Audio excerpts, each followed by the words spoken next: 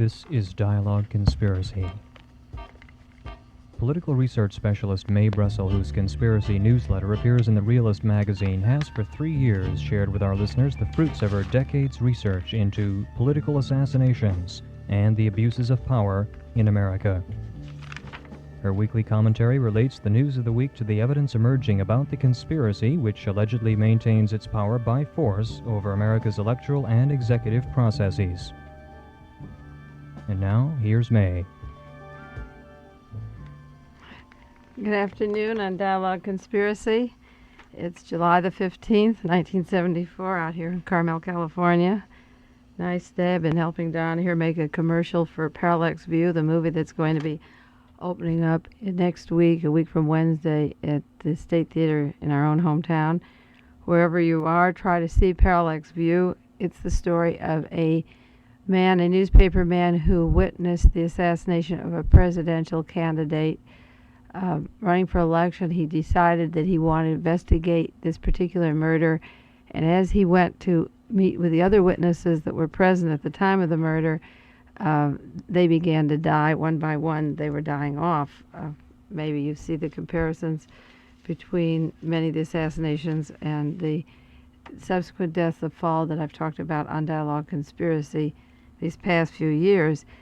Parallax Corporation, in this particular instance, the studios don't say who they got the name from or what it is, but I know that there is the Permadex Corporation, the Swiss corporation that we've talked on Dialogue Conspiracy, that is responsible for the past political assassinations. It's a Swiss corporation, and I've talked about it many shows, but I want to start out today with a news event that Jack Anderson had in the newspaper, and then maybe make a few more comments about Permadex Corporation.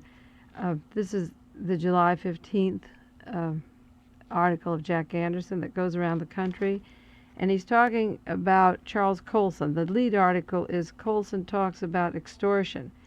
And Jack Anderson made 5 points in this article that I brought up as a state of emergency in the article I did exactly 2 years ago this week in The Realist.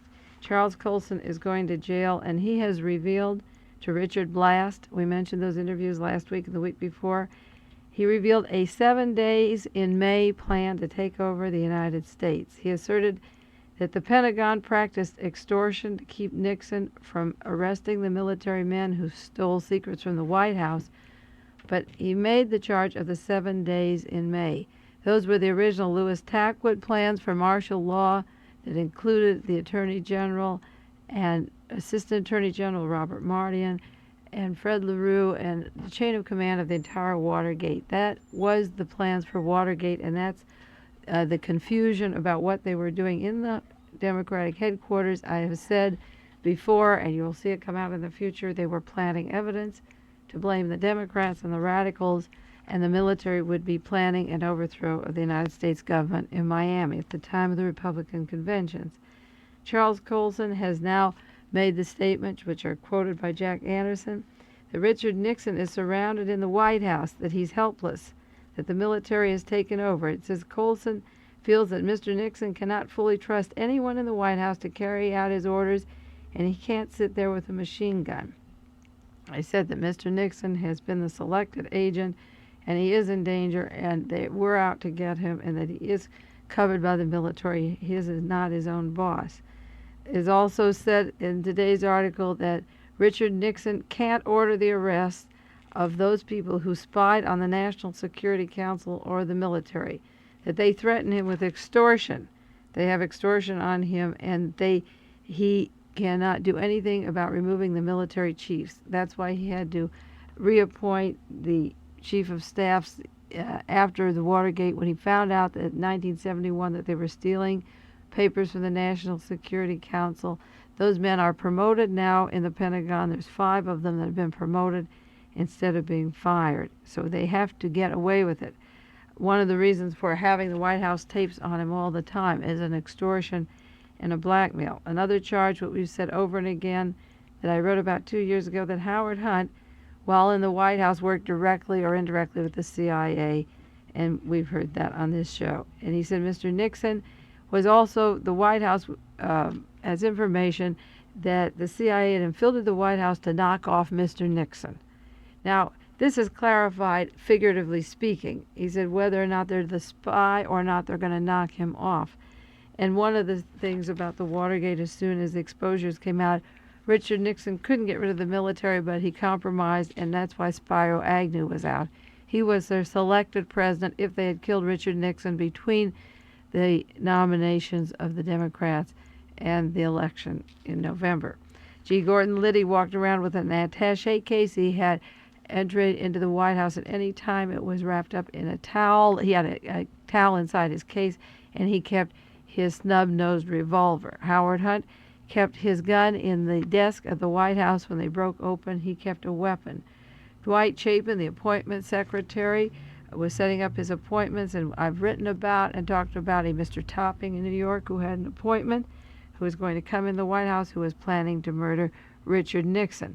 I always felt that Mr. Butterfield's control of the White House tapes was for the purpose of knowing where Richard Nixon would be at any time in the event they wanted to murder him, who was in the room, who they could frame, or they could send somebody in, a servant or something, that those rooms were taped because they intended to murder Richard Nixon.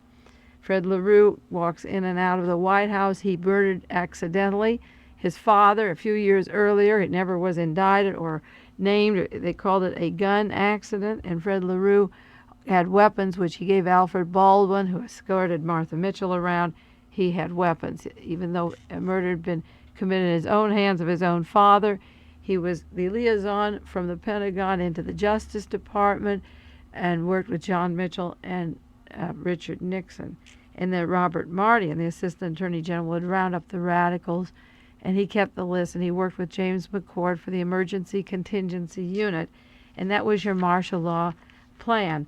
I'm receiving a lot of mail, and people want the article I did last year and 2 years before. If you send $2 to KLRB for postage and the back articles, the 3 articles that I did, I'll send you those. I'm getting mail from around the country. If you send $2 to KLRB, I'll send you the past articles, and they're a guideline for the future. The truth is only beginning to come out. Well, I'm coming down now. I've been on kind of a working high. My adrenaline's been going. I've been writing that article on the SLA for a long period of time. It's at the publishers in New York now. It's being set, printed. It'll be out in 3 or 4 weeks. I thought I would just read to you the first 2 pages of the way it goes and see if it interests you. The article that I turned over this last week was 194 pages. That's a book in itself. I couldn't do less and put my name to it. I thought it would just be shorter. It was 194 pages. I'll read you the first 2 pages, and the rest I hope you'll be getting within the next 3 to 4 weeks. The title, as I told you, is why was not Martha Mitchell, that was 2 years ago. This is why was Patricia Hearst kidnapped? Or how do you tell a CIA espionage plot from a revolutionary radical terrorist guerrilla army? Now, I hope you have your tape cassettes. A lot of you tape the shows and take down what I'm saying. I'm going to say some outrageous things, but I back them up with what I just gave you an example of the past 2 years, and I ask you the terrible question, what if I happen to be right again? So this is the way it reads, the first 2 pages. The kidnapping of Patricia Campbell Hearst was as vital to the creation of the Symbionese Liberation Army as the murder of Austrian Archduke Franz Ferdinand was to the beginning of World War I. Both the kidnapping and the murder were used as an excuse to declare war. The ensuing battles had been carefully prepared and anticipated by the merchants of death. The end goal of the SLA is World War III, to plunge the third world masses into starvation and slavery. We have accomplished this through the CIA in 77 countries. The third world inside the United States is the next selected victim. The SLA was nurtured inside the American prison system. This will provide the excuse to isolate prisons from future visitors, creating private Dachau's and another Auschwitz. The SLA was created in order to spread terror and fear across the country. There will be a forced response upon existing radicals. Domestic chaos will escalate. Carefully synchronized with the Hearst kidnapping in Berkeley were a series of provocateur-inspired kidnappings. Fictitious armies surfaced as far away as England. Well-dressed and well-financed Ian Ball was pretending to kidnap Princess Anne to feed the poor. After his brief moment in history, Ball was taken away to a mental hospital. The kidnapping hoax involved Jean-Paul Litt, son of a Belgian diplomat in Florence, Italy. The timing of international with national kidnappings could easily be planned to instill fear of an epidemic of abductions across the continents. In the meantime, and not by coincidence, only the poor suffer from the kidnappings and the shootings on their behalf. America's first political kidnapping was necessary to justify the creation of laws and the development of police SWAT teams. They can later be used against legitimate guerrilla or terrorist activities. Increased repressions, planned genocide, starvation, widespread unemployment, inadequate health care and housing must necessarily provoke anger and self-defense in the face of death. Washington is preparing its defenses, its punishments, and its armies in the streets. The series of staged exploits by the SLA has created fear and suspicion, mistrust of genuine avenues of political change. Radical movements will be discredited and associated with kidnapping, terror, murder, bank robbery, and violence. Under the guise of reforms, the door is now open for increased infiltration and disruption of progressive movements. That is as much as we'll read now. That's page 2 of the manuscript. In the last week or two, we've seen the robbery in Los Angeles of the armory that was allowed by the police department. They're handing out weapons to blacks, making deals for them to kill other blacks. It's a very combustible area. You're going to see a lot of things happen. I hope that maybe by exposing some of these things on the air across the country, we can avert what we did in Miami at the time that they were planning the violence and the martial law down there. 2 dead bodies, 2 people were murdered in San Francisco, and their bodies were dumped in Hillsborough, the association of Hillsborough with the Hearst family where they live. There was a shooting of Martin Luther King's mother and 2 other people that's directly related to this large conspiracy. And there was a raid this week at the White Panthers office on Page Street in San Francisco. And the news coverage was very interesting. They said there's a strange new cult there. They're a group of people who, it's called the Food Conspiracy. They're trying to help feed the poor to get along on their limited budgets by manipulating the stamps and cash to give them more nourishment for the same amount of money without ripping people off. And this was described as a strange cult, the White Panthers, that were doing this kind of thing. And the news media said this cult have some characteristics in common. They smoke marijuana, they like rock music, and they're loose sexually. So the assault on the radicals, you see, the rock music thing, the rock musicians have been systematically murdered in the last 10 years. The loose sex, we're going into a tight period of repression if we allow it.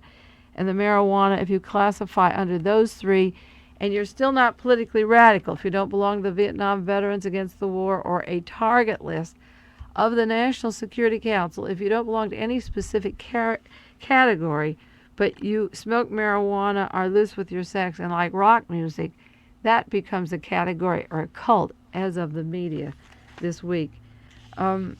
Last week on Dialogue Conspiracy, I talked about Supreme Court decision that newspaper people and reporters could not necessarily visit specific prisoners and have interviews with them. You can go in if they give you permission, but if they don't want you in, you don't have to go into the prison. They don't have to let you into the prison.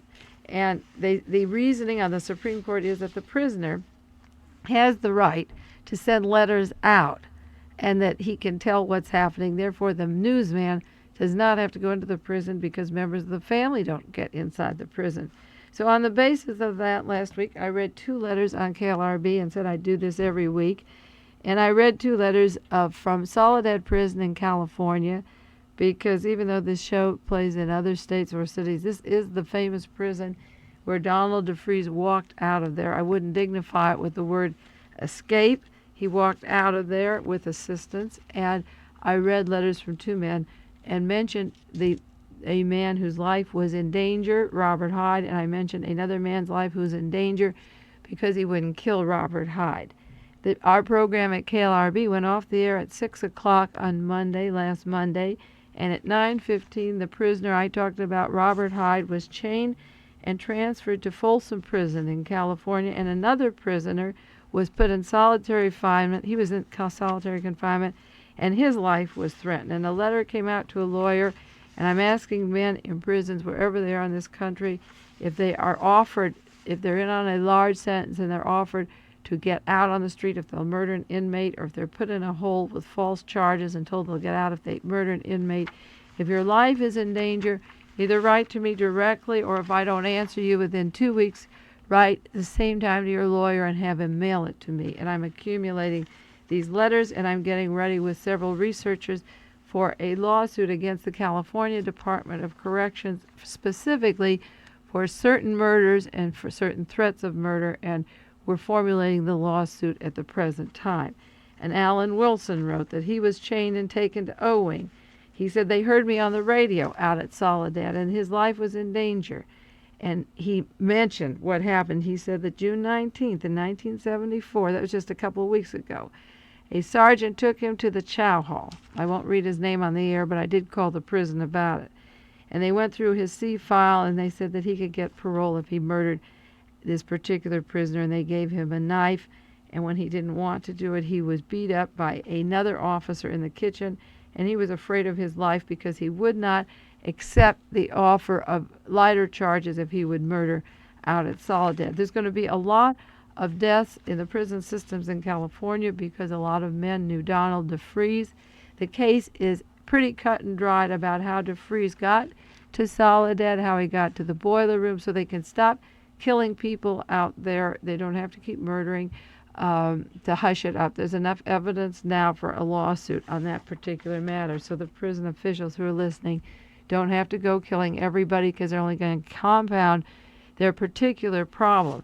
I called the warden up at Folsom, where Hyde was moved, Robert Hyde. I called out at Soledad. And as a matter of fact, it was very funny. The warden at Folsom said I was on drugs. He said, "Woman, you're on psychedelic drugs. You're a comic character." He says, "You have to be kidding." I said, "No, go look at Robert Hyde's eye when I was burned out." I went into the circumstances. I said, "You may think I'm comic, but I'm going to place a lawsuit against the prison system if you continue to do this kind of thing." And then the lawyers later did speak to the warden, and he said this crazy woman on psychedelic drugs called and was concerned. But they know what they're doing, and they know that I don't have any drugs in my house. I've stayed away from marijuana or acid or anything in my home or been near it, so that in case I wanted to be discredited by these particular authorities who know better, they can't plate somebody into my home and bring these things and then say that they've been used in my home.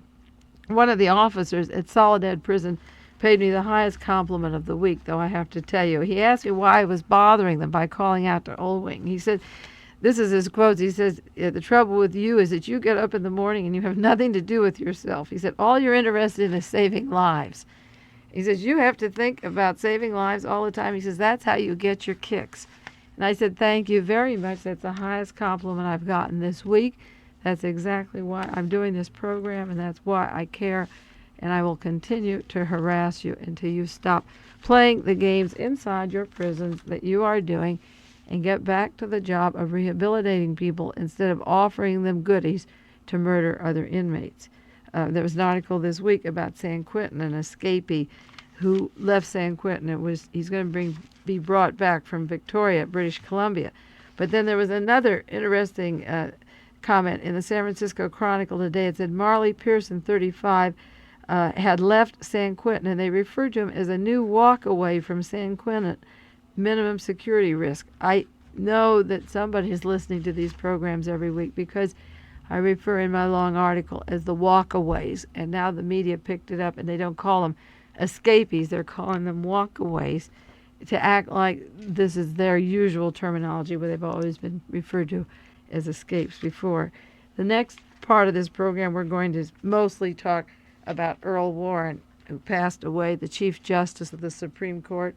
I wanted to do the whole show about him, but I did want to make one comment because I want to do another show. We've talked at different times about the Pope, the current Pope. He has a denial this week in a newspaper in the Vatican, Pope Paul VI, that he's not a member of the CIA and doesn't receive funds from the CIA, and he quotes Victor Marchetti, referring to Pope Giovanni Battista Montini as a Monsignor who received CIA funds in 1950 and 1960. And those of you who've listened to Dialogue Conspiracy know that I've talked about this Pope as being a member of the OSS and being part of the espionage establishment ever since he was a cardinal. As a matter of fact, I've even said, it matters worse, I got information of a death of the Pope before Pope John that involved this Montini, the current Pope, in order to escalate his position. And the Pope at the time had said, don't ever let Montini work his way up. He was a cardinal because he was feared and he was dangerous. And one of the other predecessors had disappeared. His death had been untimely and suspicious. And now Victor Marchetti has written a book on the cult of intelligence and this fact that this Pope took money from the CIA. It has a lot to do with international drug traffic. I'm not anti-Catholic, and it may shock you. It ties in with the allegations just on the news this week of Robert Vesco and drug officials and international money going back and forth. And I don't like to duplicate or backtrack shows unless they pertain to the current news, but I would like to do about a 20 or 30 minute summary of the drug traffic and the Vatican and Aristotle Onassis and Robert Vesco. It's a dirty story because it is the use of the OSS and the CIA to take every place of high office and find the people, manipulate the people through murder to a position of power, or the people who get the power are associated with death in some very unsolved ways, and people who've worked in the agencies are disclosing the relationship of those individuals to those deaths. And on that subject, it's fitting that we give the Earl of Warren a good send-off. I call him the Earl of Warren. The nobility, that he's one of the biggest put-ons of Americans' politics since, I guess, Eugene McCarthy is the same ilk. The liberal, the CIA front, the manipulator. A lot of eulogies written about Earl Warren. I take 8 papers a day. I looked through them this week. There was only one mention out of the 8 papers. At Los Angeles Times had a full-page article, only one mention of the Warren Commission report. Imagine the President of the United States was murdered in the United States of America, the most thorough investigation the history of our government has ever done, and his name they don't even want to associate it with that document because there wasn't a moment of truth in the document. Warren Burger, the new Chief Justice, said that Earl Warren's life is the epitome of U.S. dream. Well, I think we ought to change our dreams. If he's the epitome of our dreams, let's change our dreams. You can list a lot of things that have happened since Earl Warren was the Chief Justice of the Supreme Court. He had his moment of history where he made a few changes, but the changes are all being turned back. Nothing is happening. We're going into the worst period of repression, starvation, loss of rights of prisoners. He sold that out because he took the position of covering the hardcore Nazis, the people behind the Permadex Foundation, which is the Parallax in that movie. He covered them all up, all the evidence when he was doing his work as the Chief Justice of the Supreme Court, not 10 years later. All that evidence was available there, and I'll read you some of the evidence of the way they covered up the Warren Commission report. I think as a eulogy to Earl Warren, I'd like to read 2 poems to give him a good send-off. One is called The Stockyards Perfume by Carl Sandburg. They're both by Sandburg. Maybe I sound a little bitter by Earl Warren, but I've spent 10 years, they've been 10 short years, and they've been 10 long years, untying all the little threads because his name lent dignity to a piece of junk. And he let it be there because our American innocence is such that we believe that our Father, our Pope, our President, our Chief Justice are obeying the law. We believe they're telling the truth. And it's so obnoxious to people to believe that behind that robe of Earl Warren or any of these people that they play these other roles, that it's hard to just stay with existing evidence of conspiracy because the image of the Cardinal and these high-ups, the popes, the presidents, are so fantastic and played by such, proclaimed by everybody as being great, that it's very hard to find where they erred and how devilish they were. And so I am bitter about them, and the only eulogy I can give before I read some letters of the Warren Commission lawyers to each other as a send-off to the Earl of Warren are two poems. One is called, as I said, of a Stockyard's Perfume. What is a judge? Another owns no more than the little finger of himself. Another owns the other part of him. Others having placed him where he is. Others telling him what they want and getting it. Others referring to him as our judge, as though he measured and weighed beforehand, the same as a stockyard hog. Others holding him decisions evasive or right or wrong. Others writing his decisions for him. The atmosphere hushed and guarded. The atmosphere having a faint stockyard's perfume. That's from the People, yes. Earl Warren didn't have to head the Warren Commission. President Lyndon Johnson said, "You're going to head it." And he cried. He didn't want it. He said, "The country needs it. You're going to do it." He relied upon him. But they had things on Earl Warren, too. His political career, how he came up as a youth from California, where he lived in Bakersfield. We'll talk about what they had on Earl Warren. I'll just do one more poem first. It's called Taken for a Ride. In the light of the cold glimmer of what everybody knows, why should the owners of judges speak of respect for law and sanctity of the Constitution when they know so well how justice has been taken for a ride and thrown and gagged and beaten into a ditch? That's by Carl Sandburg, too. Earl Warren had an interesting political career. He was put into power by Murray Chotiner, the wheeler, the dealer, the selected Richard Nixon. He was a team in California. Nolan of the China lobby that worked with Chiang Kai-shek, Senator William Nolan, Earl Warren, and Murray Chotiner. They worked their way up. They were buddies, and Richard Nixon squeezed Earl Warren out as vice president. He wanted to be vice president at 1952 convention, and Nixon had pulled his little tricks. He'd gotten a train in advance and had pictures of the candidate and excluded Warren's picture, and there was a competition there because Richard Nixon had his team they had selected him to be the vice president in 52 under Eisenhower, and there was a bitter strain between the two for a while because Earl Warren had taken consideration of the nomination in that he would have the most active role of any vice president.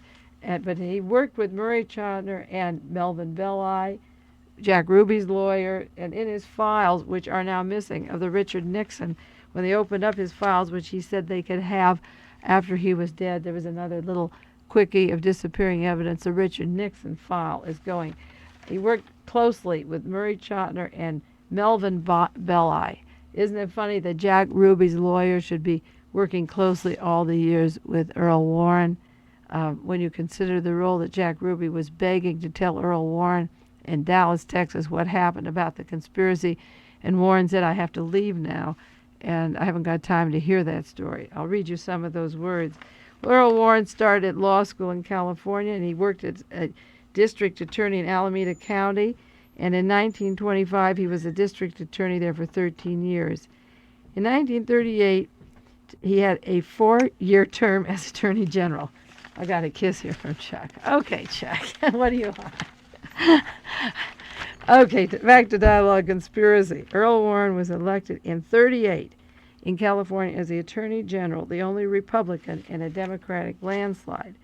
Now, 1938 was an important year in Earl Warren's life. He began as our Attorney General. But if you look up articles of December in the Los Angeles Times, there was a story on Sunday morning. Matthias Warren passed away. This was Sunday morning, May 15th, 1938. He passed away. He was a wealthy real estate man. He used to work for the railroad. The image of Warren in the obituaries this week tells about his poor father who came to this country. He was bludgeoned to death, and the circumstances of the crime and the importance of Warren's career were brought close together. Warren was beginning to be the Attorney General of the state, and his father was killed in Bakersfield, California. A man named Robert Powers was chief of police in charge of the investigation, and the pressure on Powers was terrific. And you researchers look up what happened in Bakersfield, California. Maybe you'll understand why we had the Warren report. Powers recalled, he said, Warren at that time had already gained considerable popularity among the peace officers. There were mystery witnesses. I'm reading a newspaper article about Earl Warren that came out in 1968, and I have other articles too. There were mystery witnesses and other stereotypes of the usual unsolved murder cases, and the disclosure of a purported violent argument late in the night of the murder. And Earl Warren's father was murdered with a pipe that split him on the back of his head, and the murderer got into the house some way and seemed to know the house. There was no struggle, it seemed. The overt motive was a robbery. The case was never cleared. The person in charge of the investigation allegedly was Earl Warren, who directed the investigation. The mystery of the murder of his father remains. Behind power, it sounds ugly, behind power are so many of these deaths, and I've had articles on this particular thing. I'm not saying how it happened, but it's an interesting saga that this man was linked in several articles way back, long before I was making a lot of other connections between the way power moves. Now, Earl Warren became the Chief Justice of the Supreme Court in 1960. He retired in 69, of June of 69. But as a Chief Justice of the Supreme Court, Lyndon Johnson gave him an executive order, a mandate, which was a thorough and independent investigation. He was to put to rest all assertions or rumors relating to the conspiracy or the complicity of others that involved Lee Harvey Oswald or the death of Officer Tippit or President John Kennedy in Dallas, Texas. And he had all the powers they needed. At the Warren Commission hearings, they subpoenaed witnesses in private. It wasn't an open hearing. Earl Warren was the one who didn't want it in the open, and they didn't put any of the doubts to rest. Jack Ruby saw Earl Warren, and this is part of the dialogue from Volume 5 that I've mentioned at other times. He said to Earl Warren, "Get me out of Washington if you can't. Get me to Washington. If you can't, you won't get a fair shake out of me. I'm not a crackpot. I don't want to evade any crime, and it's too bad, Earl Warren, you didn't get to me sooner." And he begs Earl Warren. He says, "Let me tell you what happened. Let me get to Washington and tell you how it was done." And Warren said, "No, it couldn't be done. It can't be done. There are many things involved." And Ruby said, "What?" And he said, "The public attention it would attract." He said, "It is our responsibility to go into anything of that kind. It isn't, and we don't have to go into it." And Jack Ruby begged Earl Warren to tell what happened in Dallas. And you know, last week on our show, or the week before, I was reading information that Jack Ruby's stripper, Tammy True, housed one of the assassins, several of them, that left Dallas after the assassination of John Kennedy, and that Jack Ruby was involved in the conspiracy. And he begged Earl Warren, he said, "Please let me tell you what happened." This is page 181 of Volume 5. And Earl Warren said, "We've taken your testimony here. We have it. It'll be permanent for the President and the Congress." And Ruby says, "You've lost me, though. You've lost me, Chief Justice Warren. I won't be around for you to come and question me." Ruby said, "If I am being used as a scapegoat and if I am eliminated, there won't be any way of knowing that I have been used for a purpose." And Earl Warren said, "Well, we've taken your testimony." And Ruby says, "You've lost me. You don't understand, Mr. Chief Justice Earl Warren." And Earl Warren leaves, and Jack Ruby was murdered. And the attorney for Jack Ruby, Melvin Belli, was an associate of Earl Warren's, and he knew that. The National Archives were locked up on the orders of Earl Warren. Again, the Pentagon, the same military that owns Richard Nixon, that gives the orders, the same Pentagon that owns him, decided the arbitrary date of the Warren Commission evidence to come out would be the year 2037. A Mr. Winokur from the Pentagon sent the historians to write the Warren Report from the Pentagon. Charles Colson has given enough today in the news for people who are listening, who care, who want to stop a martial law, to write to various officials or send telegrams, and let's find out who in the Pentagon is doing these things. We have their names. It isn't that vague or open. And Earl Warren sat as the chief of the Warren Commission and lent his name to a document. Now, what were his alternatives? He had a lot of alternatives. He could have, as I say before, he could have turned it down. I have copies of the first meeting of the Warren Commission, December the 5th. This is Earl Warren talking to members of the commission. These meetings are in the National Archives on microfilm. He said, I am of the opinion that we should not conduct our hearings in public. It's not necessary to bring witnesses before us. It is not necessary to get the story of witnesses unless we get it through investigative agencies first. And you see, it was the Pentagon that investigated it first.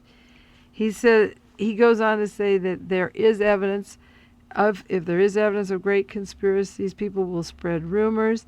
They will say, I knew this or that. I have evidence that people are having tales. Good many people would like to be witnesses at our hearings. This is Warren. And he said, if we have them, someone who has visions that were told to them exactly what happened in this situation or believe they knew of great conspiracies, we'd have public meetings and witnesses in public, and we'd be quite sure that some of these people would try to force themselves on us. If we don't use them in public, they would claim we suppressed their evidence and we only took what we agreed to do. So we shouldn't have any of these people. The witnesses should be carefully screened, you see, by the Pentagon first, and then they will write the questions for them and screen them out. This was the minutes of the Warren Commission from the very first meeting, December the 5th, tell you that Earl Warren was part of the secret team. Then he said it regarding Mrs. Kennedy. This is Earl Warren, December 16th meeting. He said, you can talk to someone like Mrs. Kennedy. I think you ought to know exactly what we want to find out from her and exactly what we have to have from her. In other words, don't let her speak. She did give a lot of testimony which was not used by the Warren Commission, which is locked up. But we will tell her what we want from her, and we will tell her what we have to have from her. And the rest was locked up till the year 2037. It's supposed to be till no one alive at the time of the Kennedy assassination would have access to that material. They have to be dead. The next generation, if there is one, would have access to that. But then there'd be new laws later, I'm sure. The Warren Commission met on January the 21st, and Earl Warren was at the meeting, and they were talking about material they'd have to go through. And Earl Warren says, I think we have to get this behind us. It's the middle of a campaign year, and it would be bad for the country to have this thing discussed at that particular time. And Mr. Rankin, the chief attorney for the Warren Commission, said, I think it would take 30 days to read and digest it. This is 26 volumes, 26 million pages, and there's more locked up, and they want 30 days to read it and digest it. He said, maybe we could have 45 days. That's the way the Warren Commission did their work. They had decided in one day that Lee Harvey Oswald was the lone assassin, and then they stretched it out all the other days. Well, I have letters from the Warren Commission lawyers to each other, and this is the kind of material that was in the hands of Earl Warren. Some of it I've read at my college class, some I've read on KLRB before, and I think it's very important to go over it now because Earl Warren is getting this wonderful send-off as doing so much for this country. And I can't see that his decision to hide the conspirators, to hide Permadex, and the setup of the political assassinations isn't going to bring us down into a period like the Middle Ages if we don't rally and use our strength and resources to fight these evil people. He protected them, and how can you give him such a good send-off? He protected the Solidaris, the emigre group that brought in Marina Oswald, the Sirhan family, the American Council of Churches with H.L. Hunt, the Free Cuba Committee with Carlos Prios Siqueiros that involves the Cubans that were going to do the martial law 10 years later down in Miami. He had Division 5 of the FBI. All this was available to Earl Warren, and he decided in 45 days and the rest of the time. The minutes of the Warren Commission meetings were, how do we hide this conspiracy? How do we answer the news media? How do we answer Mark Lane or Mr. Jostin, who is writing a book in Europe? How do we put the lid on all of this? We don't want them to know what's going on. I have memos of the Warren Commission from, this is May the 14th, 1964. The United States Information Agency, signed by Carl T. Rowan. On the Warren Report, when the Warren Report comes out, here's one by Robert Greene, too. Carl Rowan said, when the report of the President's Commission is released, this was July 13th, we want to do whatever we can to give its conclusions widest possible publicity abroad. There'll be a briefing center in Washington, D.C., and the press corps will be there. They made a memo. The public at this time is an unfocused audience with regard to the Commission. When the Commission speaks for the first time, world attention will be suddenly focused on it. Whatever the Commission says at this point will be important news and get wide coverage. Every detail becomes feature material. Its reception will be based on two factors. We have to call in the foreign press. They listed several hundred groups of the foreign press. They said we're limited. The choices are to limit the issue to the report without any advance preface at all. B, to ignore the attacks on the credibility of the report that will follow it. Or 3, to use the preface approach with high publicity value of the Commission's first utterance. They could either just print their darn report, they could ignore the attacks that it wasn't credible that were coming out already, or they would have this wide coverage. So the decision was to have this wide media coverage so that everyone would know. And then any criticisms that followed it wouldn't get on the major media, and they haven't been on for 10 years. A few things came on, but they were covered up and very quickly or put down, like the Jim Garrison opening up of the links of Clay Shaw, who belonged to the Permadex Corporation and worked with Lee Harvey Oswald and David Ferry in New Orleans. All of that was discredited by the major media. The story of Oswald in Mexico, the relationship of Jack Ruby to that group that I read a few weeks ago on the news. I've mentioned this letter of the Warren Commission. It's a letter dated September the 22nd before, because Mexico is so important. E. Howard Hunt was the case officer down in Mexico City when Oswald was there. They used an apartment where Clay Shaw was working.